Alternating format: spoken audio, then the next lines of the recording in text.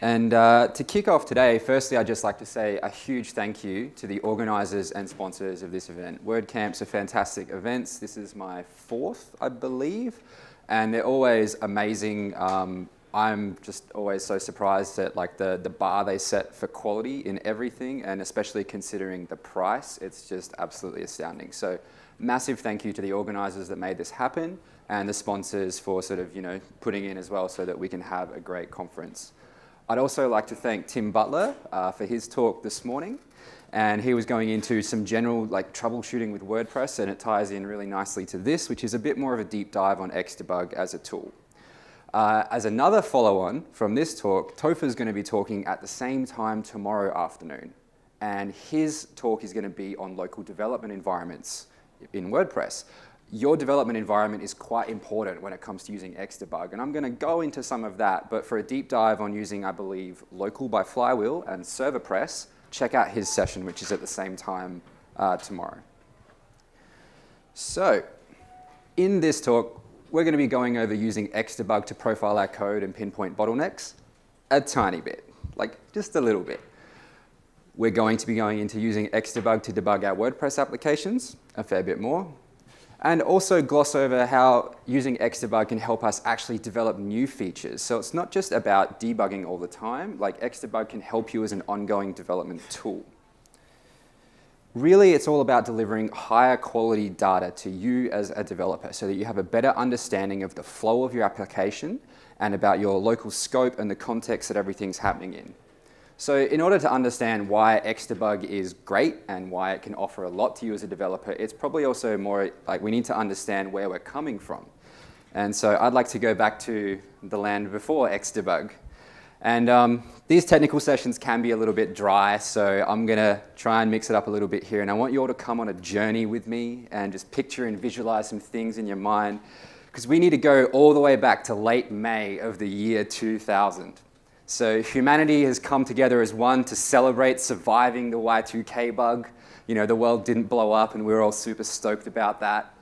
Sydney is an absolute frenzy right now because the opening ceremony of the Olympic Games is just 4 months away. Pop culture's doing some pretty interesting things at the moment, I guess, as well. And unbeknownst to any of us at the time, we're just 2 months away from having the mother of all bangers dropped upon us, and life would never be the same. Elsewhere in the world, some guys like Rasmus Leerdorf, Andy Gutmann, and Ziv Saraski are about to drop something on us called PHP, specifically version 4, featuring Zend Engine 1. And it says up here, now with added programming language, because this pretty much was the first PHP release that was a programming language. It started as a very simple templating language intended primarily to interact with C programs. And people started using it to build more and more complex stuff, and they eventually went, well, okay, maybe you want some tools and functions and objects and things.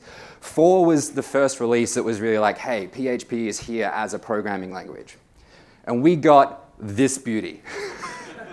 All right, we got var dump, and life has never been the same. It's been a little while since the year 2000. I mean, for starters, I was 10 then, so some things are still relevant. Var dump is still relevant as well. Thankfully, some things are not still as relevant. These two statements are very much still in use. I don't want to pretend like they're going anywhere or they're going away. I'm not here to sort of shame you if you're still using these in your code all the time or saying you're not a developer, anything like that. They're still very relevant. But I want to get into some of the troubles that we can face when we're using functions like these, which I'm going to group together under the term of print-based debugging. Okay, so echo or print-based debugging, whether you're putting it out on the screen or throwing it in a log that you're going to look at later somewhere, it's really, really useful. It's super accessible. It's very quick for us to get up and running in it and just inspect something quickly. However, it does have some issues, right? It only gives us values for the chosen variables. We need to be very explicit with it about what we want to see.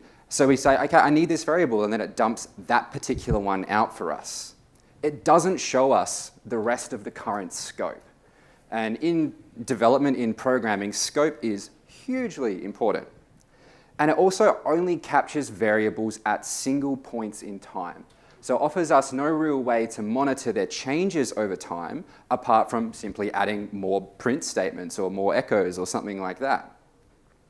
To use an analogy, print-based debugging is a bit like this. This is a single snapshot from an MRI.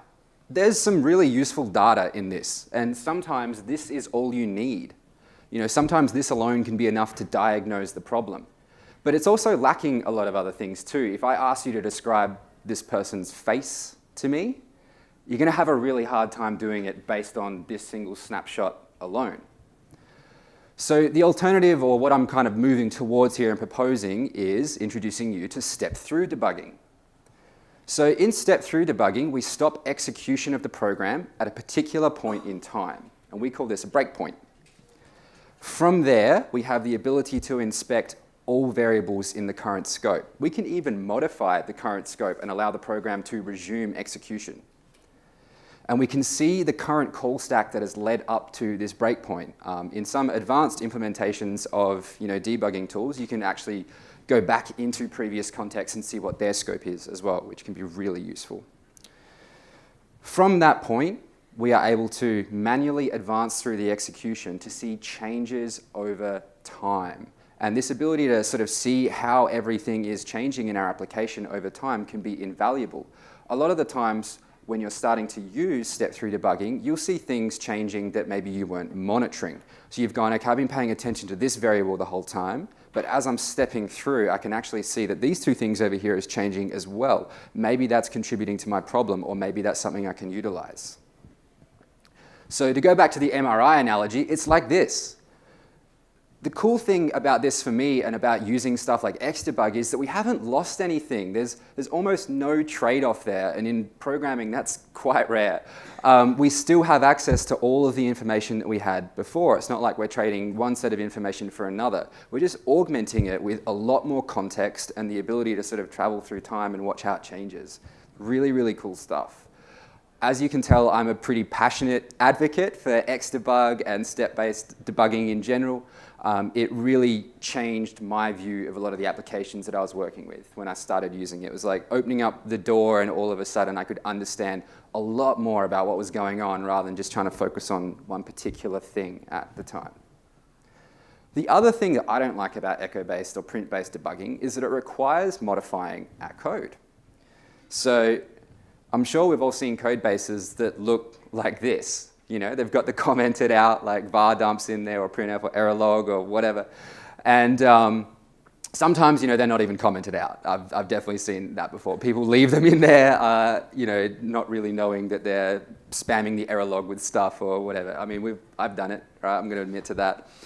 And sometimes we can just flat out actually forget to remove them after we've fixed the bug as well, and you end up with a bit of this type situation. No one's really happy in this sort of situation. So now that you can understand what step-based debugging is potentially going to bring to your workflow, hopefully a bit, let's actually get into xDebug. Yes, that is the official logo. That is 100% the official logo. I think it's straight out of 2002 or something when it was released. But the team maintaining it are doing an excellent job at keeping up with all of the developments in PHP. So the logo is old, but the extension itself is still very, very, very relevant and quite cutting edge. It lives at xdebug.org. You can download it if you need to compile it into PHP, into your PHP sort of setup. I'm praying you never have to do that, because a lot of other modern development environments now are going to give them to you, give xDebug to you, but the docs are on there.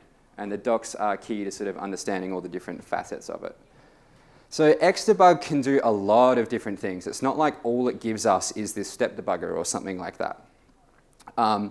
It makes var dump better, right? So it changes its functionality. It introduces sort of some tables and like syntax highlighting and the call stack and everything to it. So even if you're still just using print-based debugging, you're going to have some benefit from having xDebug on your development environment. It can do code profiling to measure performance, and I'm going to touch on that briefly. And then, again, step-through debugging enabled using this DBGP protocol, which is really like my favorite part of it. So we are just going to touch on profiling a little bit. Tim mentioned that in his talk as well this morning, that you can send off a variable effectively to xDebug, telling it to turn on and to do a profile. It's going to put out a case grind file for you. Really, really cool, and can be really great at profiling performance issues. I'm not going to get too much into it because Otto has done a fantastic talk that he delivered at WCEU quite recently. And if you want to go into profiling, this is definitely the one to look at. A couple of things that I would sort of say as part of, if you're going to look at profiling with xDebug, is that take the measurements as being a little bit relative. It's really useful for you to sort of look at how much this function takes to execute in your context versus this one. But I wouldn't take absolute numbers from two different scenarios and necessarily compare them. Because of the way it's implemented underneath, like xDebug does need to make some kind of changes to how your code executes, like at a much lower level than the PHP language that you're writing in. However, doing that can sometimes, well, one, it takes longer to execute. Like any request that's running xDebug is probably going to take about 4 times longer to execute than a normal one. And so the profiling, can sort of be a little bit off, particularly when you're dealing with big requests, big loops, big arrays, that kind of stuff. XHProf is probably a better tool there. And the other thing that I'll say is that if you're running xDebug in a VM, which a lot of people are now, if you're running it inside like a Docker container, which is what, say, local by FlyWheel is doing, you're running it in a Vagrant box, a lot of the time it's just going to output to /tmp, like the temp directory. In most VMs that I know of, that's not something that's kind of mounted and shared with your file system, so it can be a little bit hard to retrieve that log sometimes. There is a setting that you can change, and my advice is just to change it to say whatever directory is getting mounted onto your VM, so that way you have easy access to it. Remember, your IDE is living on your computer, VM's something separate. Make sure that you get it to output the cache grind file into the bridge, or you're going to have to go in there and pluck it out, which just adds extra stuff to sort of your thing. So, remote debugging. It's a little bit fuzzy, but yeah, this is just an example of me noodling around in PHPStorm, going through some of the things, and we're going to cover what we need to do to sort of get into this. So to get started with remote debugging, we need to have the extension installed in our PHP environment. We need to have a valid sort of xDebug client or something that can receive the communication from it in the DBGP protocol and gives us a GUI to interact with it. And we need the correct configuration of both of them for them to sort of really meet in the middle. You're talking about like a client and a server trying to talk to each other. It's crucial that they're trying to speak to each other in the correct way, using the same ports, all of that kind of gear. Otherwise, it's going to have a real ships in the night misconnection sort of vibe to it. So, first up, PHP, choose your local development environment. There's stacks of really great ones to choose from at the moment. So I'm just going to really quickly go through all of these, but basically all of these environments that I've just gone through have either an xDebug in them by default or have a really easy extension that you can use to enable it. I'd highly recommend local if you're not super comfortable working with like Vagrant boxes and everything like that. I mean, even if you are, it's still a great platform. The guys are here too, so go have a chat with them about it. If you are using local, don't use the FlyWheel profile. It doesn't have xDebug in it.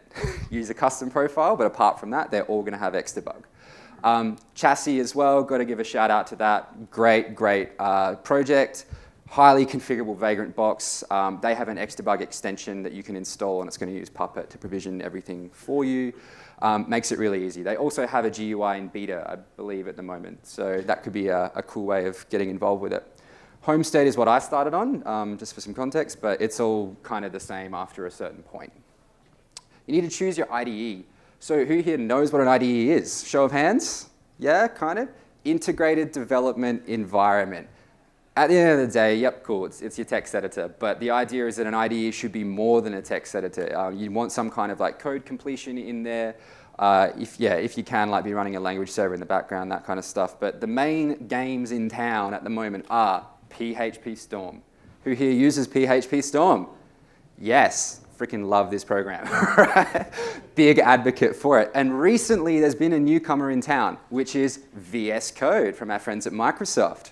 Really, really cool IDE, and this has sort of a debug interface built into it, and someone made a PHP debugger extension that allows like the xDebug DBGP profile to talk to it and utilize that.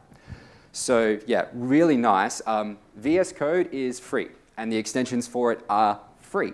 PHPStorm is licensed. It costs money. I think it's some of the best money you'll ever spend, but it does cost money, and it's not open source. If you're more about that, VS Code can be a great alternative, and is like, yeah, has just as many features in there for using xDebug, all of that kind of stuff. And yeah, again, free. Between this and Local by FlyWheel, you can get all of this stuff that was previously super hard to install yourself and configure, just talking to each other, like almost out the box. It's 2018, as they say. So, bonus tip, browser extensions. There's a Chrome and any other equivalent browser version of an xDebug helper. And it just helps you set the query parameters or the cookie values that's going to kick off an xDebug session for you. Not 100% necessary. You can put them in there yourself. You can configure your IDE to include them for you. But for me, I love it. It's just that ease of use kind of thing. You can be on a web page, just tell your IDE to listen, and then go from there. Particularly if you're setting up xDebug on a project you've never used it on before, this can be the quickest way to get started, because you can just go, we'll go through that flow, but you can just kind of go listen, start, and then the IDE can almost generally work out the path mapping for you. So, we're going to talk about configuration. We're not going to get into the real nitty-gritty of this is how you set up VS Code with Local by FlyWheel or something like that, because there's too many different combinations. I've written about 4 articles at the moment, aiming for a total of 8 on different combinations of configurations, just to help you guys get up and started with them. And I'll be publishing them along with the slides. So quickly on IDE configuration. If you're configuring PHPStorm, your xDebug settings are going to live in here, which is sort of language frameworks, PHP debug. The key thing in here is what port it's listening to. That is like crucial, because you need to make sure that xDebug is sending out on the same port that your IDE is listening for. And that may differ from project to project. VS Code, it's going to be in your launch.json. So you're going to come up with your launch configurations in there. Again, it's crucial where you set your path mappings and then your port. This stuff can exist on both a global and a per project level in both of these IDEs. So for example, if you typically use one environment all the time, you can set that up as your global, and then you get a special snowflake of a project that's running something else, or you're using a different VM or whatever, you can configure different settings for that. And now we're just going to get into the remote debugging request flow.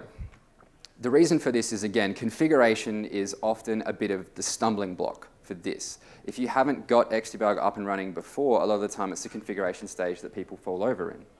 So I do apologize that we haven't got into a terrible lot of using it, but getting it running is the most crucial thing. So the requests come in, like a HTTP, or in some cases a CLI request is going to come into PHP. Depending on these settings here, it's going to choose to potentially respond back and with a DBGP request.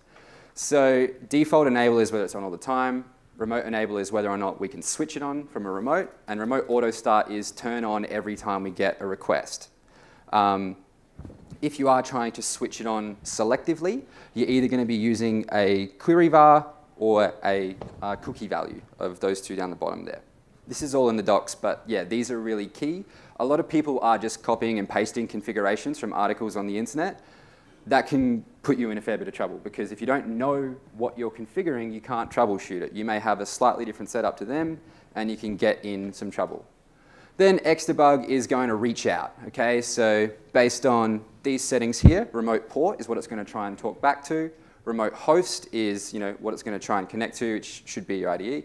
And remote connect back is just connect back to whatever's connecting to me, which is what we want to use most of the time in a local sort of environment. So this goes out, looking for port 9000, a little bit of a what's out there kind of thing. And hopefully, if we're all set up there, listening for connections, we get this kind of exchange happening, where we go, yep, I'm a valid xDebug client, here's some breakpoints, let's do this thing. So, then we should end up with something like this, where we actually end up in an xDebug client. This is PHPStorm. And here's a handy little GIF of this whole process that I probably won't make you watch due to time constraints. If you're getting it set up for the first time, you may be presented with a screen like this. And this is just asking you to identify the path mapping. This is particularly important if you're using like Docker containers, Vagrant, that kind of stuff, because the path mappings on that machine are going to be different to the path mappings on your local machine, and xDebug and your IDE just need to make sense of that. Ooh. So let's quickly walk through the components of the xDebug client. We've got the call stack, which is the files that we've been through to get to this point. We've got the variable inspector, which is all the stuff that's in the current scope, including globals, including constants, all of that kind of stuff. We've got watches, which are continuously evaluated expressions. So if, for example, you need a calculated value based on a variable or something like that, then a watch may be what you need for that. And then lastly, we have the debug console. So this is not like a bash sort of anything like that. It's actually in context, in the current scope. You can just execute sort of code and see how it evaluates out against your current environment. In this example, I know when I recorded it, I'm stopped inside an object constructor. If I typed in this here, I would get the version of that object back. And yeah, again, that's pretty useful for a lot of things. So getting onto the actual WordPress side of things now, one of the things that I find it the most useful for is debugging actions. Timing is hugely important in WordPress, right? It's quite procedural, very, I guess, with our hooks and filter system, it's almost a bit event-based at times. And so working out the timing of things, or has this fired yet, or is this going to fire, what is changing this value, I can't work it out, what filters have attached themselves, that kind of thing, is crucial. So for that, you can use the variables inspector. I don't know if you guys are aware of this, but yeah, all of the, I think the GIF just went past it, all of the filters, so all of the actions and filters that are going to take place or have taken place are all registered on a global called WP filters, I believe. So you can go into that array and inspect and see the different priorities that things are going to run with. It's going to give you back like the name of the callable and everything like that. So if you just want to know, okay, like, are there 5 different things that are running on this same action and mine's not running at the right time or something like that, or what else is affecting this, you can just go in there and check it out. You can also use the console. So you can run things like did action, or you can like run things like has action, which are probably part of the lesser known side of the actions API. Most people are just using add and do. But yeah, you can use those to see if things are attached, and at the end of the day, that's just interacting with that global array. The importance of timing and state in debugging cannot be overstated.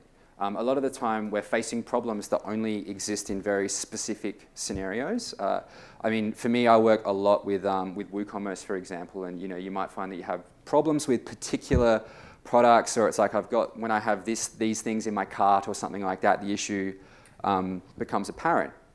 So being able to sort of load up that case and then inspect everything as it's happening is super useful compared to just trying to print out a few things or read through the code yourself and sort of hope for the best. You can actually step through the code with some valid variables there and see what's happening, see what calculations are taking place, see where it's going wrong.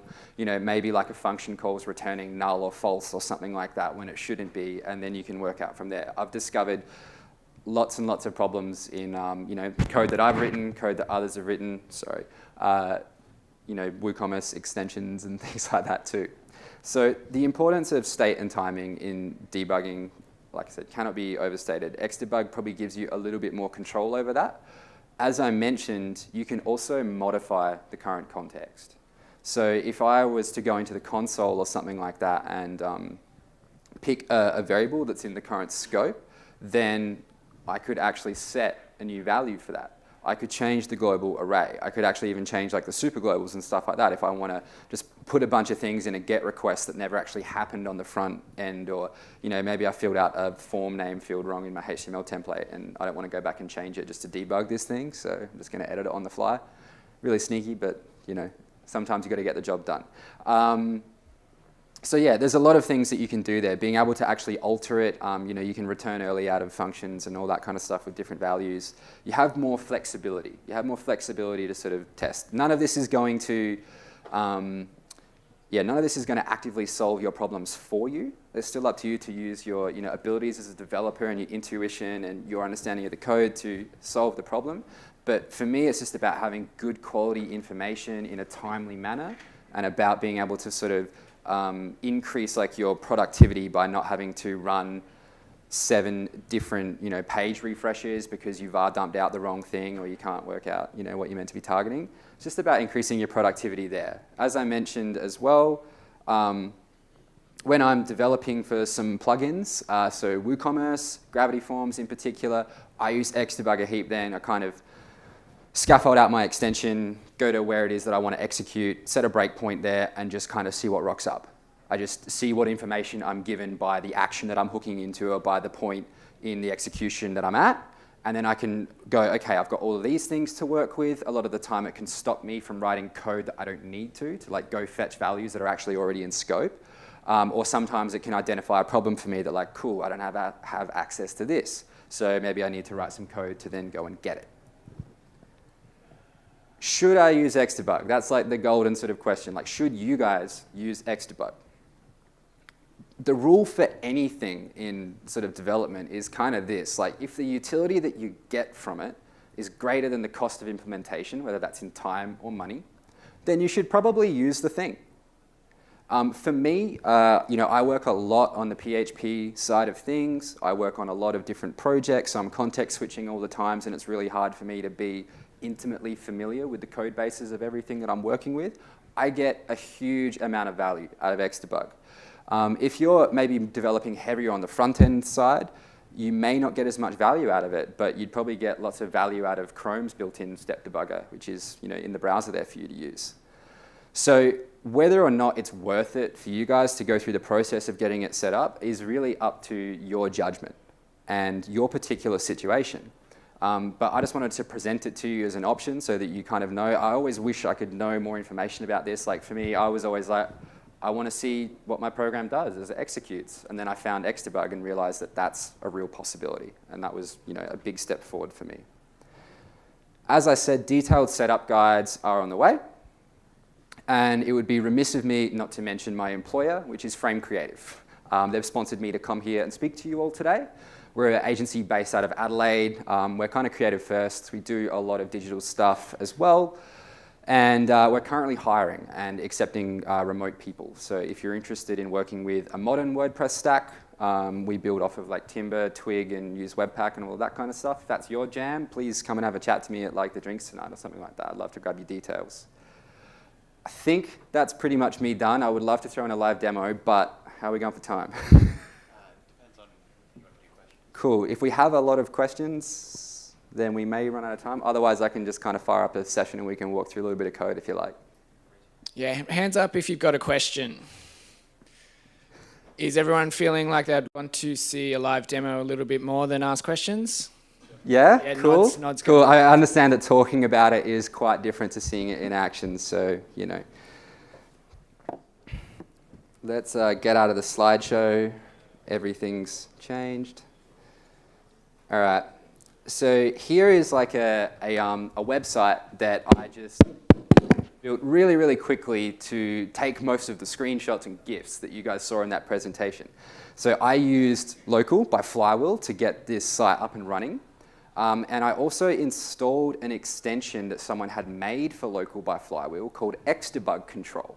And that gives me a little bit of control over some of those things without having to go in and manually edit the config file. The key here is that I am using port 9005 because I have about 4 different VMs all running xDebug on this machine at this point in time because I've been testing different configs. Back in PHPStorm here, which has shrunk considerably. In the setup for this project, we can also see that I'm listening on port 9005. So it's crucial that those two things line up. I've already connected to this for the first time. So when I hit a breakpoint, I'm not going to see the screen that asks me to perform a path mapping. All right, but we are going to hit some breakpoints. So the first thing that we need to do is, oh, we're already listening for connections, which is fantastic. Back in here, I am going to use the xDebug Chrome helper to debug this page. So we're going to turn that on. If we refresh the page and the demo gods smile upon me, yep, we're here. This is like 1 in a million. It never happens when you're demoing things live. All right, so this is where I've set my first breakpoint. This is in the init, I believe, function of like WooCommerce's main class. It's just firing up a bunch of things. As I was mentioning before, you can sort of step through and move along manually. So we have these controls down here, and they're really the key to all of that. So you can step over, which just means really advance another line where I am right now. If a function's about to execute, all I want to see is the result of that. Just keep me moving. So in this case, we can go, all right, cool. Session class equals apply filters, WooCommerce session handler, WC session handler. Someone can hook in there and potentially add their own session class if they want, replace it. I don't think that's going to happen. As we can see, this is now executed. We got back, the result of that, and it's been saved as a variable in the current scope that we can see there. If I wanted to, I could actually change that now as well. I kind of won't because it will probably screw the whole thing up. But we can keep advancing. Now we see that it's calling that and going into the init of that particular session class. If I would like to see what's actually happening when this is taking place, I have another option called step into. And that takes me down the next level of execution. Now we're in that init function of the WC session class. So we can then continue to advance along manually. That can get pretty tiring though. So we also have the option to step out of, right? So we can step out of where we currently are, which is this little guy here, step out.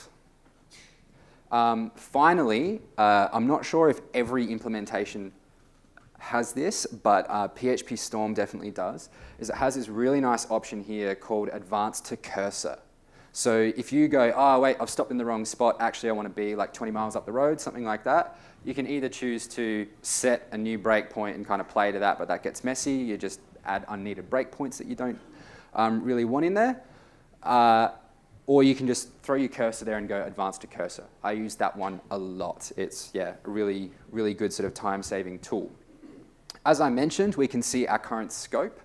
So that's this variables tray down here, and we can inspect anything. And then we have the console that we can also evaluate in the current scope. So, for example, like I said, we've got this.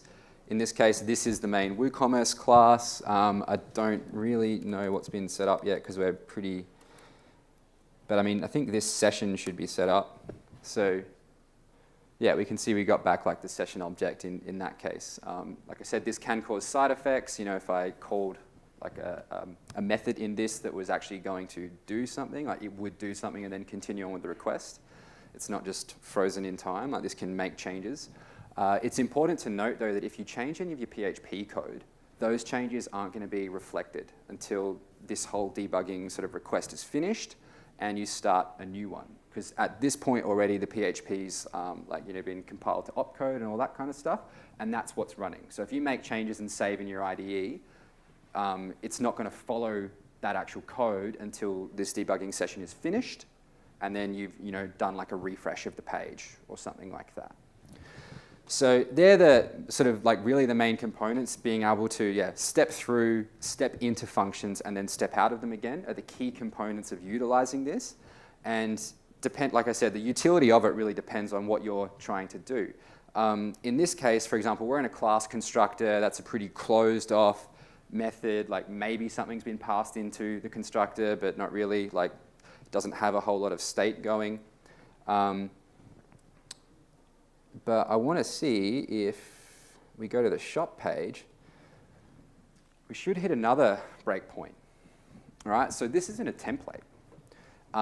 At this point in time, we have a lot of stuff in the current scope, right?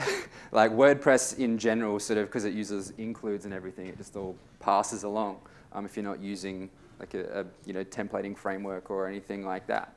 So we've got a lot of stuff in the current context, and that's when you can run into bugs that say involve collisions in variable names and those kinds of things. Even if they're not explicit like globals, it could just be that you end up with two things in your template that are named the same, like another plugin's adding it in or something like that. So depending on where you're operating, like the current scope could be very important, or it could be like pretty simple to reason about, and maybe you don't need the inspector to work out what's going on.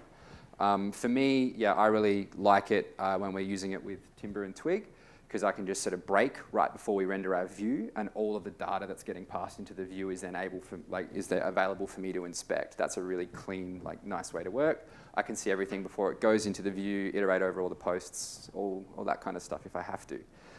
The last little tidbit that I would love to show you today, if I still have a minute up my sleeve, is that breakpoints can be conditional. Okay? So when we're setting a breakpoint, which typically you do just using the gutter in your IDE, like a lot of the time it's just next to the line number, you click there. There are actually explicit PHP functions that you can call to trigger a breakpoint, but then you have the same concerns as print-based debugging, just less side effects, because if xDebug doesn't exist, then But I much prefer to do it this way, because I don't like making unnecessary changes to the code base. When you throw one in, you have the ability to do this kind of stuff, and add a condition there. So I've just right-clicked on it, given me the ability to add a condition. You can also do those kind of things via the breakpoint inspector that PHPStorm has for you. So at the moment, this is a list of all my breakpoints and whether or not they're currently enabled. So you can have many defined in your code and only some turned on at any particular point in time. But I love conditional breakpoints because what are we doing in WordPress a lot of the time? We're getting a lot of posts and then we're looping over them. I don't want to step through every iteration of that loop, right? So I can go, I'm having an issue with this particular post. For some reason, it's not doing the same thing as the other one. And I can go, okay, this is only going to be a breakpoint when post ID is equal to 6 or something like that. And so it's going to loop through that as many times as it wants, but then eventually hit that and go, oh, okay, in this case, the post ID is 6. So let's stop here. And then I can debug that. I think I'm out of time, guys. So I hope that you found the demonstration a little bit useful. That's right. Yeah, we've yes. come to the end. I'll let you go a bit further there because I really wanted to see how those conditional breakpoints work. Cool. So Thank everyone you. can join me in thanking Alex with a round of applause. Thanks, guys.